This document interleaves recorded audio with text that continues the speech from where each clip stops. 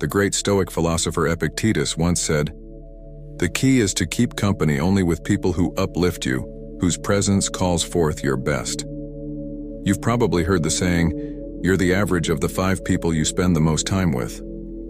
Well, today we're going to explore that idea through a Stoic lens. We will discuss the 7 types of people who can derail your progress in Stoic philosophy and how to navigate these challenging relationships. Before we begin, I would appreciate if you would like the video so that you can help me to continue spreading the Stoic philosophy. If you are not subscribed, I recommend you to subscribe and activate the bell so you don't miss any video. Type of people number 1, the complainer. We all have that friend, family member, or co-worker who seems to find fault in everything. Whether it's the weather, their job, or even the food at a popular restaurant, they never miss an opportunity to express their dissatisfaction. Now you might wonder, why should this concern me? I can just ignore them. Well, that's easier said than done. Consistent exposure to such negativity has a draining effect on your mental well-being. It's akin to a leaky faucet, slowly depleting your reservoir of emotional energy. Stoicism teaches us to focus on actionable solutions instead of dwelling on problems. For example, imagine you're collaborating on a project with someone who is a perpetual complainer. Each meeting turns into an exhausting session of complaints without any constructive dialogue. The impact? The team's morale declines, you're sidetracked from finding actionable solutions, and you'll likely find yourself increasingly disenchanted with the project and possibly even life in general. So how does Stoicism help us deal with a complainer? There are several strategies you can employ. First, limit your exposure to this individual whenever you can. If that's not possible, perhaps because they're a family member or colleague, then your second option is to mentally distance yourself during their diatribes. Think of their complaints as a passing storm, loud and unsettling, but ultimately temporary and powerless against the unmovable mountain that is your own inner tranquility. Your third option is to steer the conversation towards solutions or to change the subject to something more constructive. To quote Marcus Aurelius, "You have power over your mind, not outside events. Realize this, and you will find strength." This timeless Stoic wisdom encourages us to guard our mental peace diligently, ensuring that the negativity from chronic complainers doesn't deviate us from our Stoic path of resilience and virtue. Type of people number 2, the drama magnet. Imagine you're navigating your life as if it were a ship sailing through calm waters, but then you encounter the whirlpool known as the drama magnet. This individual seems to have an unending series of crises, conflicts, or controversies, and like a whirlpool, they have an unsettling ability to suck you into their vortex of chaos. You might initially find yourself attracted to the drama magnet's energy, mistaking it for passion or excitement. However, you'll soon realize that being in their sphere is like navigating a ship through a storm, exhausting and dangerous. Now, what makes dealing with drama magnets so tricky is that their crises can often feel like your own. Their chaos is infectious. You might even find yourself embroiled in conflicts that you had no initial part in. Let's take a practical example. You have a friend who has frequent fallouts with others in your social circle. Today they're not talking to Sarah, tomorrow it's Tom. Your friend comes to you for advice, but you notice that this cycle never ends, and suddenly you find yourself also at odds with Sarah or Tom because you tried to intervene. In this case, you could employ a strategy called reflective listening. Instead of offering advice or taking sides, mirror their words back to them. For example, if they say, "I can't believe Sarah said that about me," you could respond with, "So you're feeling betrayed by Sarah's words."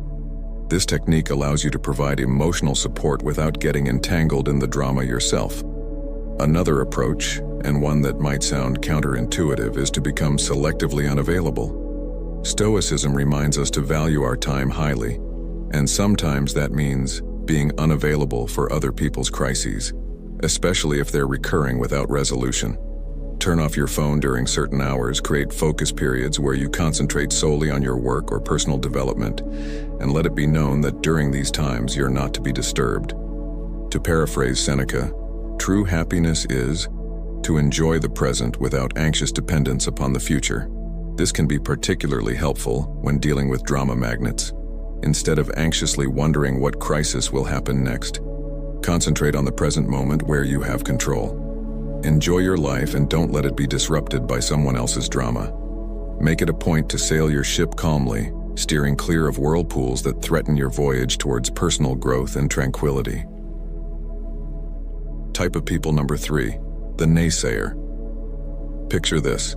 You're an artist painting a canvas. Each brushstroke adds color, depth, and life to your vision. Enter the naysayer. They walk into your studio, glance at your work, and immediately begin to critique it. Are you sure about that color? That doesn't look realistic. You know, most artists never make it, right? Their words, like strokes of gray paint, start to dull your vibrant canvas. This isn't your standard constructive criticism, which can be valuable. Instead, it's a persistent aura of doubt and negativity. For example, let's say you're excited about pursuing a new career path. You've done your research, spoken to professionals in the field, and maybe even taken a few preliminary courses. When you share your enthusiasm with the naysayer, they quickly list all the reasons it won't work out. The market is too competitive. Do you have the right skills? What if you fail? Soon enough, their doubts start to feel like your own, and the self-assured vision you had starts to wobble. Now, how do you deal with a naysayer, especially when they might be someone close to you? One unconventional but effective method is to ask them for advice rather than just sharing your plans or aspirations. When people are put in an advisory role, they're less likely to attack your ideas outright and may offer more constructive feedback. Another method involves flipping the script through a technique called positive confrontation. Instead of absorbing their negativity, challenge them to think of solutions. If they say, "You'll never be able to switch careers at this stage," counter with interesting perspective. How do you think someone could successfully make a career change then? This not only deflects the negativity, but also encourages a more constructive form of conversation. Remember the words of the Stoic philosopher Epictetus. We have 2 ears and 1 mouth so that we can listen twice as much as we speak. Listening doesn't mean absorbing everyone's negativity. It means discerning valuable input from mere noise. When the naysayers start to cloud your canvas with their shades of doubt, take a step back. Listen, reflect, and continue painting your own life with the colors that speak to you. Don't let anyone turn your vibrant masterpiece into a dull gray landscape. Type of people number 4, the victim. Imagine life as a game of chess. Each player has the same pieces and the same goal, to checkmate the opponent's king. You think strategically, make some sacrifices, and take some risks. The victim, however, blames the board, the pieces, or even their opponent for every poor move they make. In their eyes, they're perpetually in checkmate, not because of their choices, but because of some external force working against them. Their narrative is a never-ending tale of woe, with themselves cast as the helpless protagonist. I can't get ahead in my job because my boss dislikes me, or I can't get fit because I have bad genetics. Now, it's crucial to note that some people face genuine hardships and systemic issues. However, the victim we're discussing uses their predicament as a permanent excuse, refusing to take any responsibility for their actions, or lack thereof. You might find yourself entangled in their storyline, perhaps as the supporting character who constantly needs to rescue them. Let's say you've spent countless hours listening to a friend blame their endless string of failed relationships entirely on their ex-partners. Not only does this suck up your time, but it can also subtly encourage you to adopt a similar victim mindset in your own life. So, what's your move when dealing with a victim? It might be tempting to become their savior, offering endless advice and emotional support. But the Stoics would caution against this. They'd recommend drawing a firm boundary to protect your own mental state. You could employ a technique known as compassionate detachment. Show empathy and kindness, but don't try to rescue them from situations they need to navigate themselves. Offer a listening ear, but refrain from becoming their perpetual problem solver. Marcus Aurelius once said, "The best revenge is to be unlike him who performed the injustice." If you find yourself sucked into the victim's narrative, resist the urge to become one yourself. Take control of your own game board, make your moves, and remember, in the chess game of life, being perpetually in checkmate is often a choice, not a fate.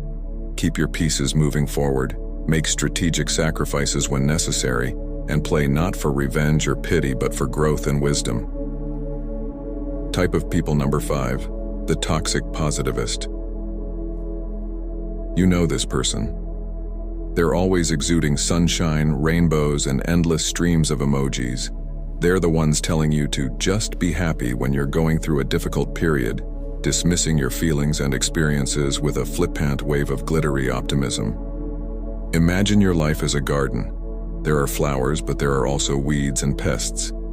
A toxic positivist, however, insists on ignoring anything that isn't a blooming rose. Got aphids on your leaves? Just focus on the flowers.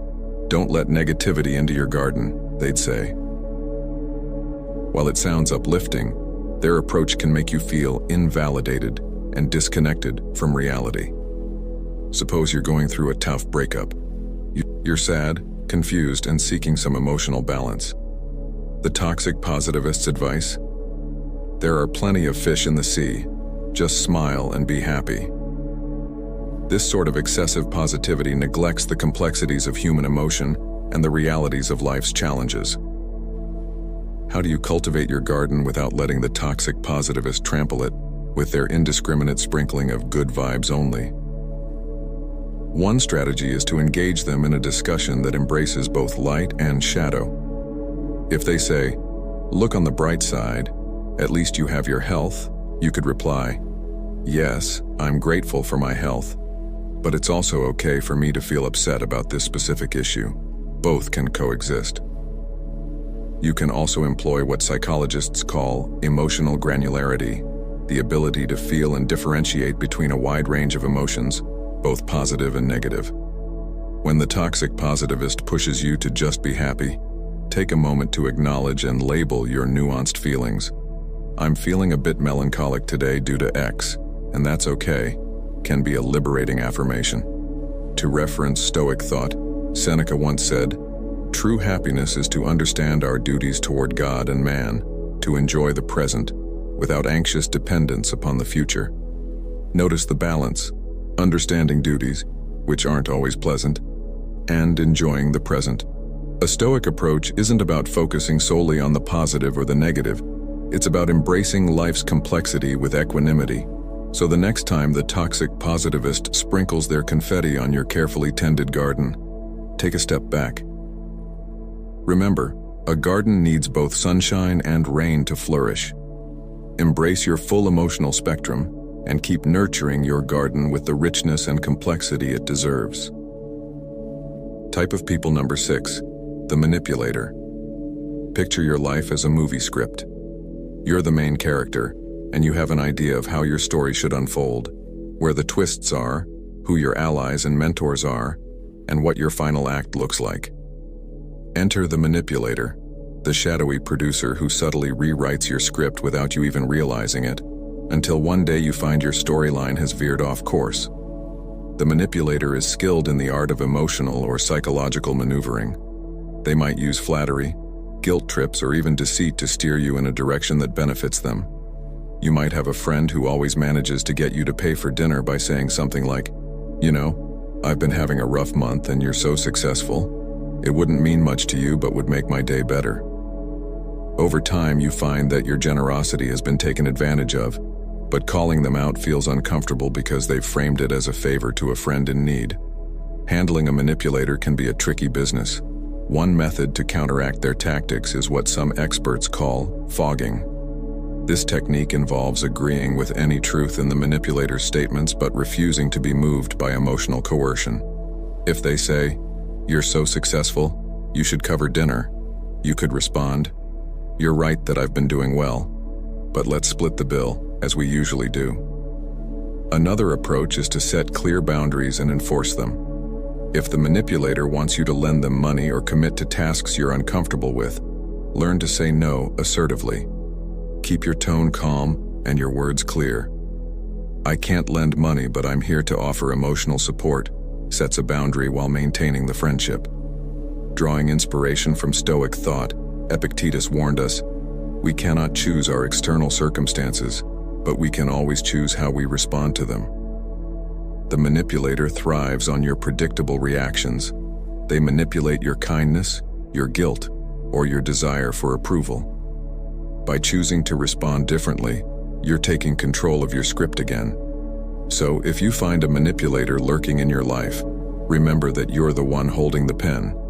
Your storyline is yours to write, and while the cast may include a variety of characters, the protagonist's journey, your journey, should always be guided by your own values and decisions. Reclaim your script, and don't let anyone manipulate your life's narrative. Type of people number 7, the time vampire. Imagine your daily routine as a carefully crafted symphony. Each instrument represents a task or commitment, and when played together, they create a harmonious balance. But then, the time vampire joins in, screeching off-key, drowning out your melody and turning your beautiful composition into discordant noise. The time vampire is not necessarily malicious. In fact, they might seem quite benign. It could be a colleague who constantly interrupts you with trivial questions, turning your productive workday into a series of fragmented moments. Or it could be a friend who invites you to countless social events that you're not interested in, making you feel obligated to attend and drain your time and energy. These interactions might seem inconsequential in the moment, but their cumulative effect can be profoundly disruptive. So how do you protect your symphony from being ruined by a time vampire? One effective strategy is the Pomodoro technique, a time management method that involves breaking your work into intervals, traditionally 25 minutes, separated by short breaks. During these intervals, you make it clear that you're not to be disturbed. This sets a boundary that protects your most productive times from being nibbled away. If you find yourself dealing with a social time vampire, remember that saying no is not just okay, it's essential for your well-being. Instead of offering elaborate excuses, a simple, "I appreciate the invite, but I can't make it," suffices. Declining an invitation is not a rejection of the person, it's an affirmation of your own needs and priorities. In the words of Seneca, life, if well lived, is long enough.